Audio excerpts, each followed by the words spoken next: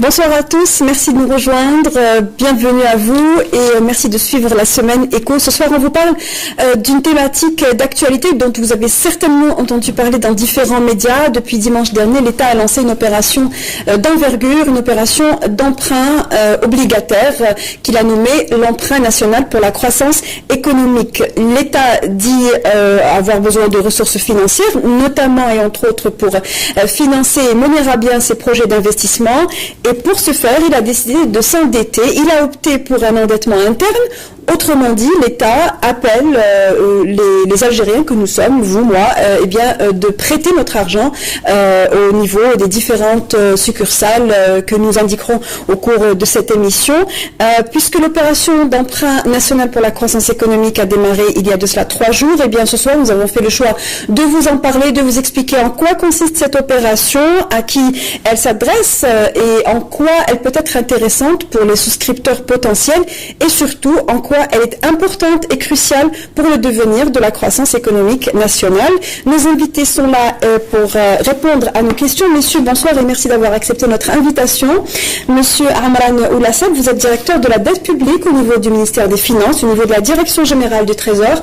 Merci d'être avec nous. Monsieur Mohamed Al-Sqi Kello, bonsoir. Bonsoir. Et merci d'être avec nous. Vous êtes directeur de la trésorerie et des marchés au niveau de la BDL, la Banque de développement local. Avant d'entamer les questions avec vous, messieurs, qui est donc, il faut le rappeler, partie prenante de cette opération, je vous propose de faire un résumé rapide sur ce qu'est cette opération d'emprunt national pour la croissance économique avec le point de vue d'un expert financier indépendant dans ce reportage réalisé par Samia Bor. L'emprunt obligataire vient pour privilégier l'endettement interne à l'endettement extérieur face à la chute des prix de pétrole. Il s'agit de l'émission de bons qui se fera d'une façon anonyme aux porteurs.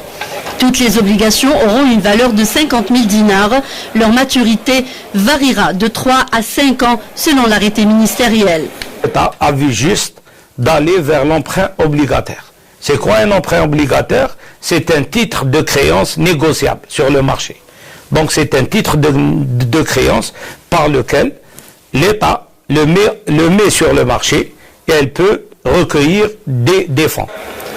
Les porteurs potentiels pourront souscrire à ces obligations auprès de 6 organismes, la trésorerie centrale, la trésorerie principale, les trésoreries de Wilaya, les recettes d'Algérie Post, ainsi que les agences bancaires et les succursales de la Banque d'Algérie. Concernant le taux d'intérêt, il est fixé selon la maturité. Pour les obligations de 3 ans, le taux est fixé à 5%. Pour celles de 5 ans, le taux d'intérêt est de 5,75%. Ces fonds ne seront pas utilisés à la dépense pérenne ou à la dépense normale. Donc, ces fonds seront utilisés à l'investissement productif. Donc, qu'est-ce que ça veut dire investissement productif? Ça veut dire ces fonds, on va les utiliser pour financer les projets rentables de l'économie algérienne. Selon les experts, l'emprunt obligataire est une manière de bancariser les fonds qui dorment dans les circuits parallèles. Cela fait donc 3 jours, depuis dimanche dernier, que l'opération d'emprunt national pour la croissance économique est effective, a été lancée, accompagnée par une large campagne médiatique pour inviter un maximum de souscripteurs à adhérer à cet emprunt. La première question, elle sera pour vous, Monsieur Oulassab. Quelles sont les personnes qui sont ciblées par cette opération d'emprunt national? Les personnes qui sont concernés par cette opération sont monsieur tout le monde. Elle s'adresse aussi bien aux citoyens simples qu'aux entreprises, que la grande entreprise. Donc tout le monde peut souscrire à l'emprunt national pour la croissance économique. Il n'y a aucune distinction. Comme il a été signalé, l'emprunt a été lancé le dimanche 17 avril. Son objectif, c'est de mobiliser les ressources du marché, comme il a été souligné par monsieur l'expert, et des épargnes disponibles en complément ou en substitution aux ressources budgétaires, et il servira à financer des investissements initiés par l'État. Donc des investissements, il faut comprendre par là des projets. Je vais en citer quelques-uns. Voilà. À titre d'exemple, il ne va pas servir à construire des écoles. Il ne va pas servir à construire des hôpitaux. Il ne va pas servir à construire un centre de formation. Ça, c'est des fonctions régaliennes de l'État que l'État conserve. Les collectes qui vont être opérées dans ce cadre vont beaucoup servir à des projets économiques. Je citerai par exemple le Grand Port d'Alger. Je citerai par exemple l'autoroute du Sud, des Hauts-Plateaux. Je citerai par exemple l'aménagement des zones d'activité industrielle. Tout ça va permettre de booster l'économie et d'assurer une croissance et va assurer un retour de dividendes et un élargissement de l'assiette fiscale. Oui, alors justement, on reviendra un peu plus tard sur les objectifs de à quoi servira cet argent, l'argent de l'emprunt. Pour revenir à la cible, vous disiez c'est Monsieur Tout-le-Monde qui est concerné par cet emprunt. Cependant, les coupons, le ministère ou l'État a fait le choix d'établir des coupons de 50 000 dinars. Est-ce que l'opération n'évacue pas de facto les petits porteurs, c'est-à-dire les personnes qui vont être appelées à emprunter des petites sommes, ou à prêter plutôt des petites sommes? Je ne vous cache pas que nous avons longtemps réfléchi à la valeur faciale du titre que nous avons imprimé au niveau de l'hôtel des monnaies de la Banque d'Algérie. Parce que ce titre, que je vous le dis, c'est le même titre que le billet de banque qu'on a. Le billet de 1000 dinars, 2000 dinars a été imprimé à l'hôtel des monnaies. Ce titre qu'on met aujourd'hui sur le marché a été imprimé aussi à l'hôtel des monnaies. À la même valeur, en fait. Donc, c'est des titres sûrs. C'est des titres sûrs qui ne peuvent pas en aucun cas être falsifiés. Non, 50 000 dinars, on a pensé, c'est un minimum. Parce qu'on aurait pu imprimer, il y a des gens qui m'ont demandé qu'on n'a pas imprimé des titres à 1 million. 1 million de dinars. On a dit non. On a dit non. Et faire des coupures de 10 000 dinars, ça nous revient extrêmement cher. Et puis 50 000 dinars aujourd'hui, c'est M. Tout-le-Monde qui a 50 000 dinars. Et puis, il peut acheter un titre. À qui ça s'adresse, l'emprunt national? Ça s'adresse à la trésorerie oisive. La trésorerie qui dort. Parce qu'on sait qu'il y a le bas de l'air en Algérie. Donc ces gens-là qui conservent de l'argent, moi aujourd'hui... À l'extérieur du circuit bancaire ou circuit postal, le CCP. Qu'est-ce qu'on va faire? On va procéder à des opérations d'échange. Oui. C'est une opération d'échange. Il me donne l'argent et je lui donne un titre qui a le même pouvoir que l'argent qu'il avait. Et on en parlera pour les avantages qu'il procurera. Justement, en parlant davantage, donc il est question de rémunération ou de taux d'intérêt de manière plus concrète, puisqu'on parle de finances. Vous me permettez de vous corriger, on ne parle pas de taux d'intérêt chez nous, on parle de revenus de placement. Oui, mais ça revient au même, monsieur Seb. Non, l'opération est tout autre. L'opération est tout autre. Là, nous sommes dans un circuit de partenariat. État-investissement. L'État veut partager la richesse. Il investit dans des projets productifs. Il va percevoir et on veut partager. Un partage de dividendes, vous voulez dire? Un partage avec l'investisseur qui aide à la réalisation des objectifs tracés dans le cadre de l'investissement productif. Alors, il n'est pas un taux d'intérêt, c'est un revenu de placement. Donc, la rémunération pour un placement, pour un emprunt de 3 ans est de 5%, elle est de 5,75 pour un emprunt de 5 ans. J'imagine que pour un titre plutôt, les banques ont, entre autres, puisqu'il n'y a pas que les banques qui vont être appelées à récolter ces emprunts, ont un rôle nodal pour justement attirer les souscripteurs potentiels. Comment vous vous organisez, vous qui êtes en tout cas de la BDL? Oui, tout à fait. Donc au niveau de la BDL, nous avons pris en charge totalement l'opération de A à Z, c'est-à-dire de l'investisseur, lorsqu'il se présente au niveau des guichets de la banque, jusqu'à dénouement ou le règlement auprès du Trésor à travers le compte de règlement ouvert auprès de la Banque d'Algérie. Donc la souscription, elle est faite d'une manière très réglementée, d'autant plus qu'il y a une section qui a été faite. Donc on s'est inspiré pour émettre à notre niveau un cadre légal ou réglementaire qui permettra, plutôt un texte d'application qui permettra à nos exploitants de prendre en charge cette opération. Au niveau des différentes agences Au niveau de l'ensemble du réseau de la banque BDL, dont nous avons un réseau de 146 agences, je dois le préciser, donc il est très important. Elle est partie à travers l'ensemble du territoire national. Est-ce qu'il est prévu que vous alliez vers les souscripteurs potentiels? Est-ce que vous en avez les moyens déjà, sachant que les banques se plaignent souvent d'avoir un souci de ressources humaines, de capacité à aller au bout des exigences dictées par les pouvoirs publics? Est-ce que vous avez prévu d'aller vers les souscripteurs potentiels pour proposer, convaincre d'emprunter, de prêter? Sincèrement, actuellement, non, on n'a pas prévu, mais c'est possible. On pourrait y aller vers cette alternative. Oui. Tout d'abord, on avance vers dans la mise en œuvre de cette opération. Tout d'abord, comme je vous ai dit, il y a un texte d'application. Oui, il y a la vulgarisation. Donc, il y a une communication qui est faite à travers l'ensemble des canaux de communication, que ce soit national ou international. Mais nous, au niveau de la BDL, il y a eu d'abord la vulgarisation de cette opération à travers les prospectus qui sont remis, la mise en place d'un guichet spécifique pour l'opération. Donc lorsqu'il y a n'importe quel client qui se présente au niveau du guichet de la banque, il y a déjà un espace qui est dédié. Donc ça attire déjà, et ça attire la curiosité. Les agences bancaires ont mis en place des guichets visibles spécialement dédiés pour l'emprunt national. Exactement. Donc il y a eu tout d'abord cette approche. Ensuite, comme vous l'avez dit, on pourrait y aller vers la deuxième solution. Et on est en train de voir au niveau interne de la banque cette possibilité. D'abord, il y a l'information de bouche à bouche. Il y a cette information, notamment au niveau de l'intérieur du pays. Donc, c'est des localités où le contact est fait directement entre l'agent de la banque et le milieu externe. Alors, justement, pour dire les choses plus simplement, si une personne est intéressée de placer son argent dans un titre obligataire au niveau de la banque, est-ce qu'on va lui demander des papiers? Est-ce qu'on va lui demander des explications? Comment la procédure se fait-elle, justement? Pas forcément. Peut-être rapporter.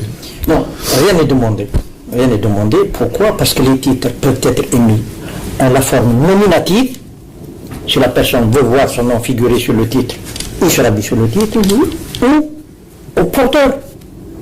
Je n'ai rien à demander. L'argent peut venir d'un compte en banque ou peut venir en liquide. Peut arriver en liquide aussi. Il peut payer en espèces s'il veut.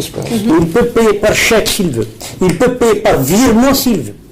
Donc, toutes ces formes de paiement sont admises au niveau des guichets de tous les points de souscription, que ce soit bancaire, que ce soit postal, que ce soit trésorerie.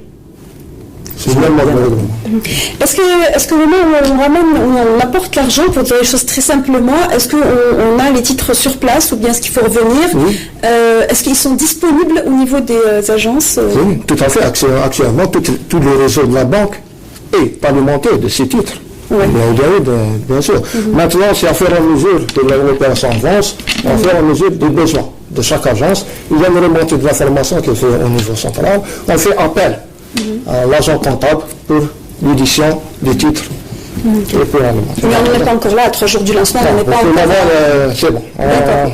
Et par la suite, donc une fois que le souscripteur, une fois que celui qui a prêté son argent au trésor public, qui a placé son argent à un titre, qu'est-ce qu'il peut en faire? Quels sont les usages qu'on peut faire de ces titres, M. Boulasset?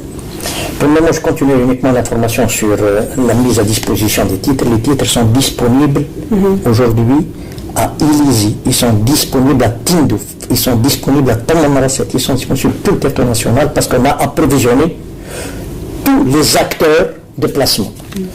Il est fort possible et il arrivera peut-être un moment où il y a une rupture de stock au niveau d'une agence. Ça peut arriver. On a prévu un palliatif. C'est que moi, au niveau du guichet, je suis un préposé, je reçois un client, je n'ai pas de titre. Je lui établis un récépissé qui a valeur de titre. Et je lui demande de revenir dans 2 jours ou 3 jours, le temps de m'approvisionner. Il me remet le récépissé et je lui donne son titre. Ça, c'est une fois que l'opération aura eu un engouement tel que les titres sont en jeu. Ce qu'on souhaite. Voilà, ce qu'on souhaite. Bon, alors, vous parlez, quelle est l'utilité de ce titre? Les usages, que peut-on en faire, justement? Oui, vous avez raison, entièrement raison. Bon, ce titre peut être acheté par une autre personne que celui qui a souscrit. Donc, il peut le vendre. Moi, j'ai souscrit, je peux vous le vendre. Je peux le céder à mon fils, à ma soeur, à mon frère, librement négociable. C'est librement négociable. Et il peut notamment... Donc il peut avoir une valeur marchande. C'est une valeur marchande. Il est fongible.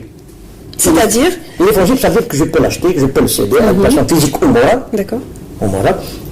Soit par voie de transaction directe, soit par adossement, par le biais d'un intermédiaire habilité, légalement habilité, ça veut dire une banque. Ou je peux, encore mieux, me donner un lotissement à une banque auprès de laquelle je demande un crédit. Donc une garantie. C'est une garantie réelle. Oui. C'est une garantie réelle. Pour avoir L'avantage de ce titre, aujourd'hui, si je suis un entrepreneur, je demande à une banque de me faire un crédit. Un crédit. Elle va exiger des garanties réelles. Je vais déposer de l'argent chez elle, Oui. d'argent liquide, ou même un chèque. Oui. Cet argent liquide ou chèque, il sera domicilié au niveau de la banque. Mais il ne produit rien. Alors que le titre qui remettra demain comme garantie réelle, oui, il est remis comme garantie, mais il continue à produire un revenu. Un revenu Oui, le revenu continue à être produit. D'accord. Donc, vous voyez le grand avantage de l'opération.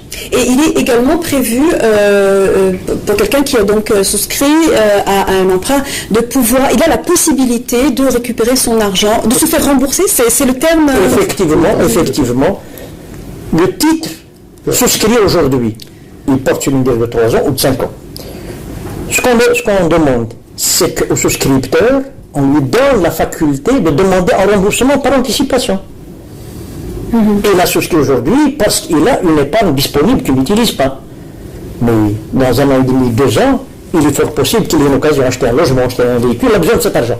Il se présente au guichet de la trésorerie de wilaya la plus proche, ou bien n'importe quelle trésorerie du territoire. Il demande le remboursement par anticipation. Ce qu'on demande, c'est qu'il observe un délai égal à la moitié du titre. C'est-à-dire, si j'ai acheté un titre de 3 ans, au bout d'1 an et demi, je le présente à un guichet. On peut récupérer son argent. Je récupère mon argent. Et mes revenus. Et l'argent sera disponible. Parce que finalement, cet argent est censé servir à un placement. On parlait d'investissement, on parlait de... l'argent sera disponible quel que soit le moment où les souscripteurs le demanderont. Oui, madame, parce qu'aujourd'hui, on travaille bien, on fait circuler de l'argent. On va sur quoi? Sur l'argent dormant, sur l'épargne loisive. Oui. Donc on continuera et l'argent est disponible. L'argent sera disponible au moment où il demande son remboursement pension. Et je vous dis encore mieux, je lui paie même les revenus. Je lui calcule les revenus à partir du dernier coupon qu'il a reçu pour l'intérêt jusqu'à la date de récupération, de remboursement par anticipation. Donc il peut se faire rembourser à 1 an et demi pour les 3 ans. Et après 2 ans et demi pour les 5 ans. Il observe la moitié de la durée du titre. Alors justement, à propos de cet emprunt national pour la croissance économique, le taux de rémunération de 5% et de 5,75 semblent être les points forts et les arguments phares de cet emprunt, ce qui pourrait faire leur force, puisque si l'on devait comparer ces produits par rapport à d'autres produits financiers, il se trouve à avoir le taux d'intérêt ou de rémunération le plus important, mais ceci cependant en considérant que le taux d'inflation reste le même et que la valeur du dinar ne change pas trop d'ici à 3 à 5 ans. Je vous propose d'écouter les points de vue d'un économiste ainsi que le directeur général de la COSOB à propos de cette question dans ce reportage réalisé par Yasmine Sheip. L'emprunt pour la croissance économique ou l'emprunt obligataire lancé ce mois-ci, il est dédié exclusivement à l'investissement économique.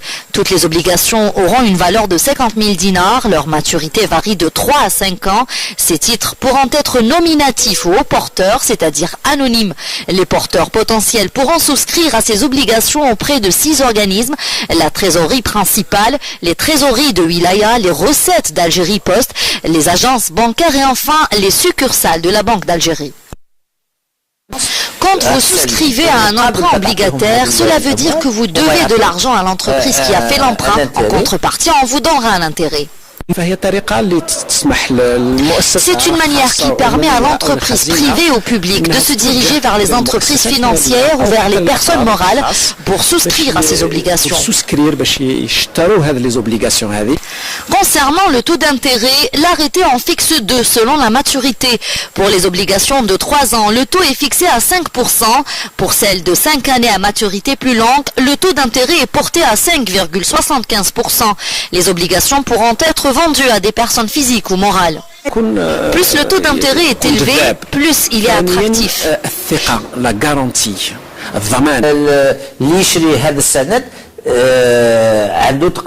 Celui qui souscrit à cet emprunt est sûr à 100% de récupérer son argent car il est relié avec les obligations de l'État. Cet emprunt obligataire est destiné à financer des importations de produits destinés à la consommation. Au lieu de recourir à l'endettement extérieur, le gouvernement a opté pour un emprunt national en vue de financer des projets à forte valeur ajoutée que devront lancer des entreprises nationales. Ceci est devenu nécessaire car le déficit dans les trésors publics est élevé. Cet argent sera dirigé vers le secteur productif pour le renforcer et par conséquent diminuer la facture d'importation. Sonalgaz a annoncé souscrire à l'emprunt obligataire, ce qui lui permettra de réaliser un projet d'un montant de plus de 15 milliards de dollars. Donc plusieurs points ont été abordés dans ce reportage. On va commencer par la question de la valeur du dinar qui prend quand même toute son ampleur, toute son importance lorsqu'il s'agit de placements sur une durée de 3 à 5 ans. Aujourd'hui, que répondez-vous à des économistes, à des experts qui disent que aujourd'hui le taux d'intérêt est peut-être marginal par rapport à ce que peut être le taux d'inflation dans les années à venir, selon vous? Premièrement, je vous demande de bien vouloir m'autoriser à corriger une petite coquille qui s'est glissée dans le reportage. Le produit de cet emprunt national servira au financement des projets d'investissement et non pas l'importation de produits consommables.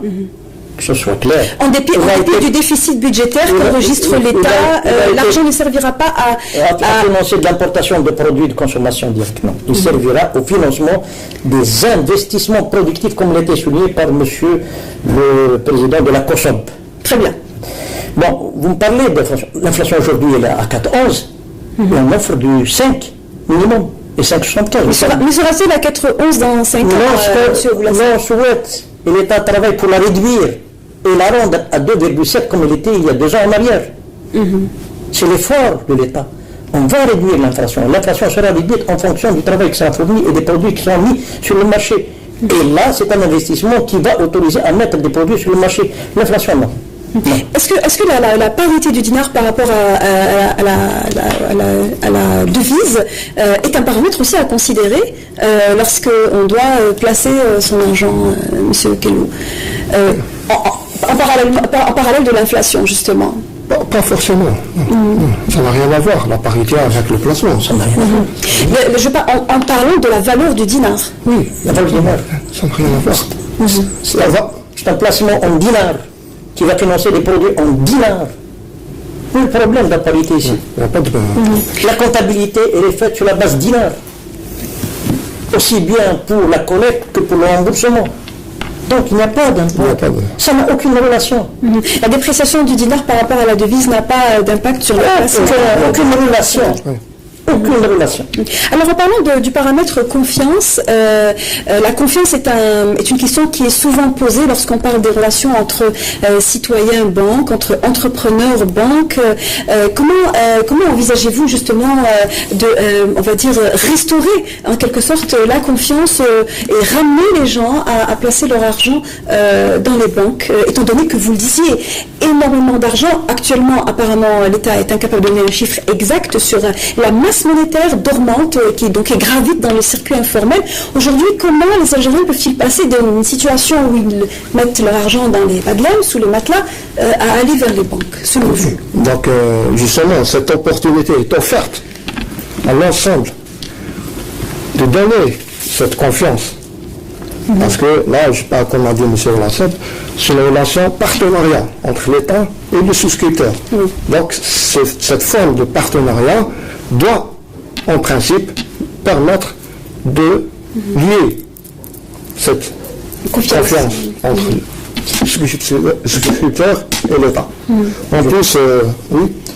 Je peux ajouter tout simplement que le recours à la mobilisation des ressources par voie d'appel à l'épargne publique après plus de 20 ans, ce n'est pas le premier. On a déjà réalisé le siècle dernier quelques opérations d'emprunt national. Quand il dit siècle dernier, c'est les années 90, on va croire que c'est les années 90, donc 99, 90, oui, on a lancé l'emprunt national pour le financement du logement, on a lancé l'emprunt national pour le solde national.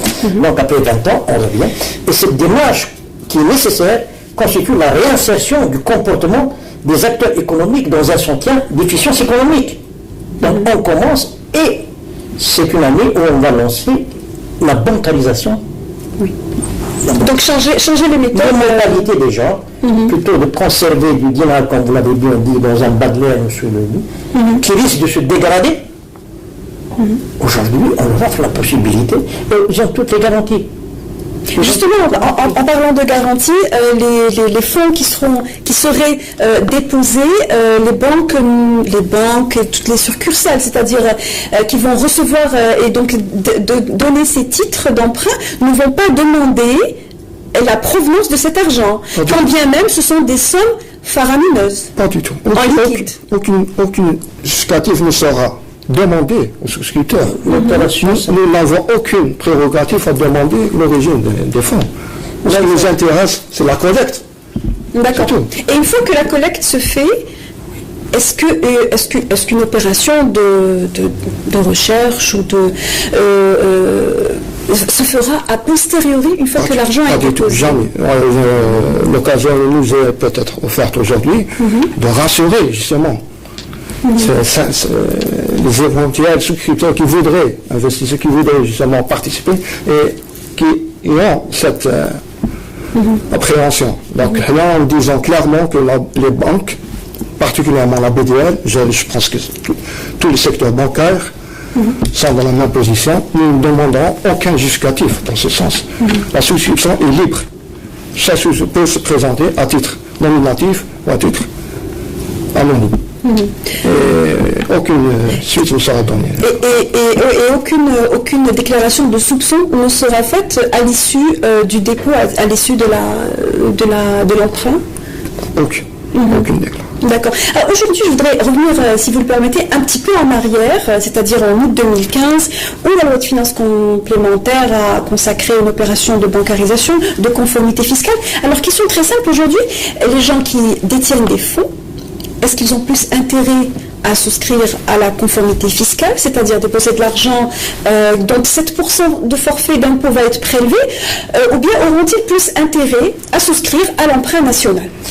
Il s'agit de deux dispositifs totalement différents. Oui. Alors justement, je pense qu'il est important pour les gens qui nous regardent, qui nous écoutent, de faire la différence et de discerner entre les deux opérations. La mise en conformité fiscale est un dispositif qui permet aux gens de se conformer dans leur travail. Dans le cadre de leur activité.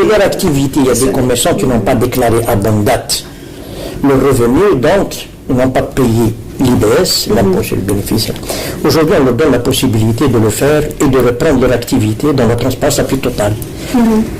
L'emprunt national, non. C'est une autre opération totalement différente. Il s'agit de souscription des titres. Mécaniquement, comment ça va se passer? La personne m'amène des billets de banque et je lui donne un titre. Donc c'est un échange qu'on fait de titres légalement émis par l'État et confectionné au niveau de l'hôtel des monnaies de la Banque d'Algérie qui a confectionné le billet de dinar qu'il me remet. Donc ça n'a rien à voir, madame. Ce sont deux opérations différentes. La mise en conformité fiscale s'éteint en décembre 2016. Donc ils ont tout le temps de se mettre, de régulariser leur situation vis-à-vis du fisc. Alors que là, c'est une opération de mobilisation de l'épargne disponible. Donc s'il veut venir vers l'épargne disponible et ne pas régulariser sa situation, il va lui. Même à sa place, je commencerai par régulariser ma situation, qui est la ressource de ma richesse. Oui, qui va pouvoir pérenniser l'activité, parce qu'à un moment donné, les impôts vont finir par frapper à la porte. C'est sûr. C'est sûr. D'accord. Pour ce qui est de la rémunération, on avait dit 5% pour la durée de 3 ans et 5,75 pour un emprunt de 5 ans. Est-ce que cela signifie que le taux d'intérêt pratiqué par les banques initiales va devoir aller au-delà de 5%? Est-ce que le crédit, de manière générale, va coûter plus cher? Pas du tout, ça n'a rien à voir. Donc c'est un intérêt exceptionnel qui a été instauré pour cette opération. Oui. Et les intérêts au niveau des banques, pour les autres opérations, c'est une autre forme de crédit. Donc, on pourrait y aller vers la réévaluation des taux, peut-être, mais ça n'a aucun impact sur cette opération, je veux dire. Très bien. Je voulais préciser seulement, pour là, il s'agit d'une opération qui est ponctuelle. Exactement. Elle est limitée dans le temps. Et oui, 6 mois. Elle est pour 6 mois. 6 mois, le ministre a dit que dans le cas où les fonds qui sont visés, qui ne sont pas déclarés, mais visés, étaient récoltés, pourraient être arrêtés avant 6 mois. Oui. L'État a un plafond. Dès qu'il atteint ce plafond, même dans l'arrêté signé par M. le ministre, on a prévu cette possibilité d'arrêter avant 6 mois. Donc, on ne peut pas exclure aujourd'hui les banques de la collecte de ressources. Non. C'est une opération qui est ponctuelle. Dès qu'on atteint le seuil qui est fixé, Monsieur le ministre peut l'arrêter. Aujourd'hui, il est également dit par des gens avisés dans le domaine de la finance que ce taux de rémunération très attractif, en fait, pourrait produire un effet d'éviction. Dit en termes clairs, va en fait intéresser tellement les gens que les gens vont retirer leur argent des banques, ils vont le placer dans l'emprunt, et donc tout le monde va s'orienter vers l'emprunt national, et tout en évitant les autres types de transactions, telles que les actions à la bourse, ou encore le simple placement bancaire. Que pensez-vous? Moi, je pense que c'est humain. Moi, en tant que je place mon argent en DAT au niveau d'une banque qui me rémunère à moins de 5%, je vais retirer mon argent. Mais je vous dis encore une fois, c'est une opération qui est ponctuelle. Ponctuelle. Elle n'est pas ad vitam aeternam. Oui. Elle n'est pas ad vitam aeternam. Donc, le principe d'exclusion n'est pas réel. Mais est-ce que vous pensez qu'il y a un risque d'intérêt, donc d'éviction, selon vous? Oui, le risque existe. On l'a pris en considération, ce paramètre. Mais que peut-on faire? L'opération est là, les avantages sont clairement affichés, donc il appartient à la personne de voir son intérêt. Tout ce qu'on dit, on espère que ce soit des fonds nouveaux, de nouveaux apports qui seront souscrits.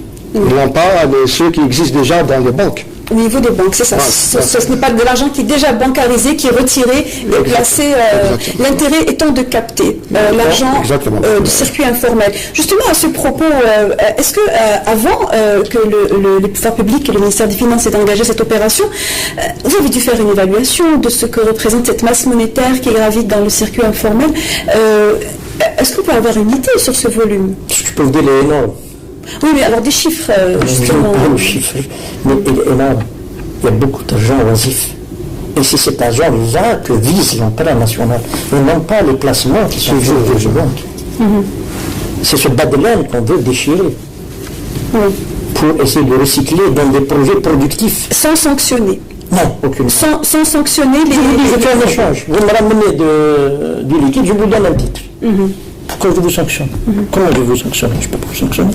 Alors, une partie de cet argent qui sera issu de l'emprunt national, vous disiez, servira à financer des projets d'investissement, mais aussi servira à financer les parts de participation de l'État dans les entreprises publiques. L'État est actionnaire majoritaire dans énormément d'entreprises publiques qui contribuent à l'économie nationale. Demain, est-ce que si demain, moi, je mets mon argent, je place mon argent, cet argent servira à faire fonctionner les entreprises publiques, est-ce que je pourrais être redevable, ou en tout cas vouloir avoir une idée sur la manière dont sont gérées ces entreprises? C'est le revenu de votre placement, je vous l'assure, que les projets financés dans le cadre de cette opération, je fais allusion par exemple aux centrales électriques, on va aider sur le gaz, à les centrales pour avoir de l'énergie continue, on va peut-être financer aussi des projets de l'agriculture, pour essayer d'avoir une meilleure production. Donc, c'est des projets rentables.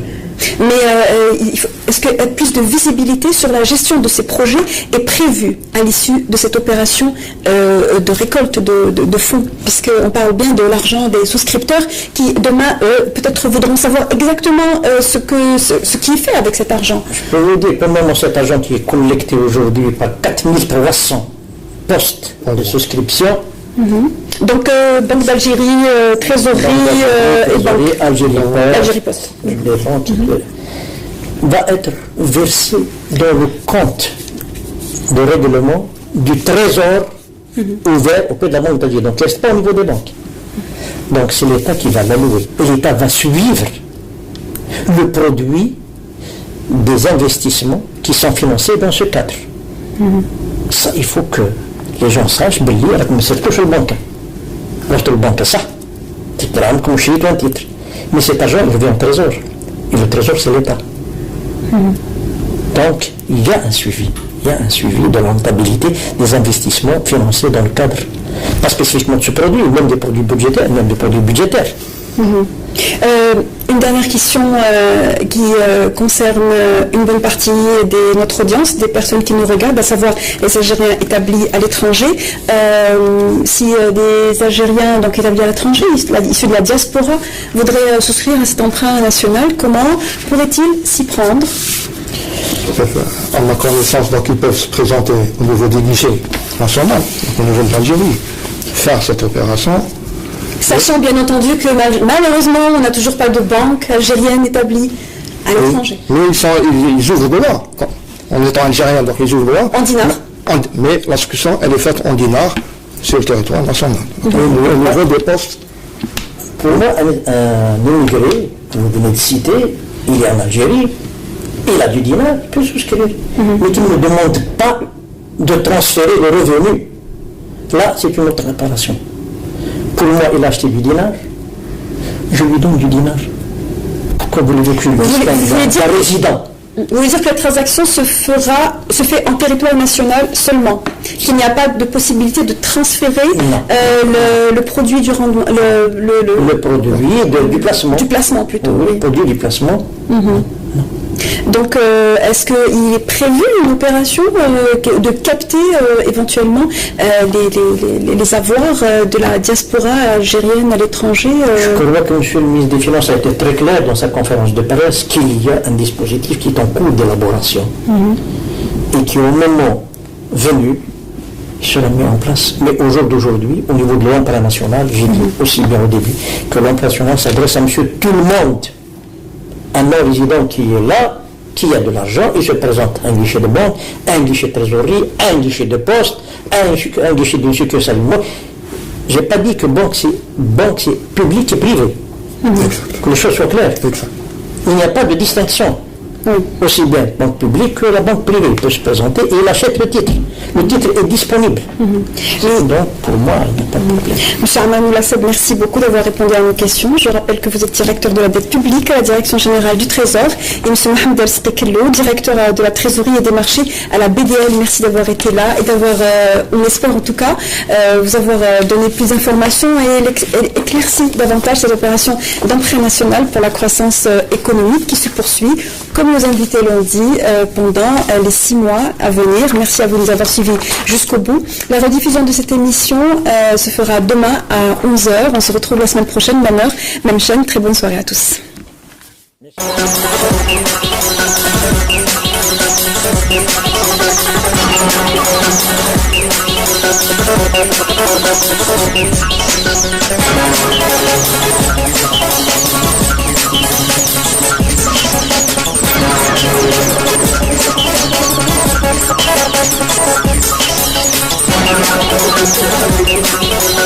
Thank you.